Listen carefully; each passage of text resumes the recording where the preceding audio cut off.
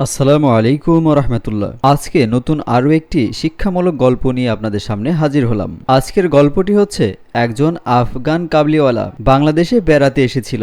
এক মিষ্টির দোকানের সামনে গিয়ে তিনি লক্ষ্য করলেন এক মিষ্টি দোকানদার মিষ্টির সামনে নিয়ে বসে আছে, অথচ খাচ্ছে না। এই অবস্থা দেখে কাবলিওয়ালা নিজেই দুই হাতে মিষ্টি মুখে পড়তে লাগলো। দোকানদার ছুটে এসে তাকে ধরলো। লোকটি কাবলি ভাষায় বলতে লাগলো, মিষ্টি নিজেও খাও না, আবার কাউকে মিষ্টি খেতেও দাও না, এ কেমন ধরনের মানুষ তোমরা? কিন্তু মিষ্টির দোকানদার এবং আশেপাশের লোকজন যারা ছিল তারা কাবলিওয়ালার ভাষা কেউ বুঝতে পারলো না। তারা হইচই শুরু করতে লাগলো। অনেক লোক জড়ো হয়ে গেল।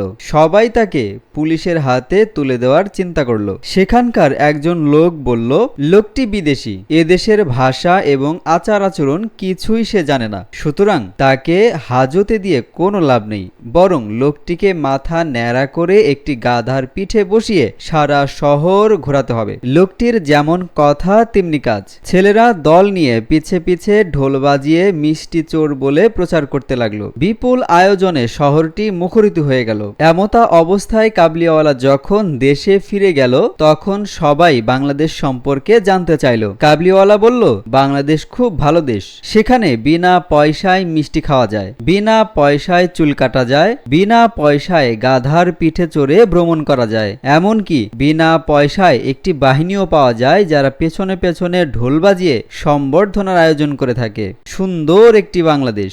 আজকের গল্প থেকে আমরা একটা বিষয় বুঝতে পারলাম, আমরা পৃথিবীর যে দেশেই বাস করি না কেন, যখন এক দেশ থেকে আমরা অন্য দেশে যাই, অবশ্যই আমাদের উচিত সেই দেশের রীতি রেওয়াজ, কৃষ্টি কালচারগুলো জানা এবং সে দেশের আইন অনুযায়ী আইন মেনে আচরণ করা। তাহলে এরকম কাবলিওয়ালার মতো অবস্থা আমাদের হবে না। আশা করি ভিডিওটি আপনাদের ভালো লেগেছে। পরবর্তী ভিডিও পেতে অবশ্যই আমাদের চ্যানেলটিকে সাবস্ক্রাইব করে আমাদের পাশেই থাকুন। সবাই ভালো থাকুন, সুস্থ থাকুন। আল্লাহ হাফেজ।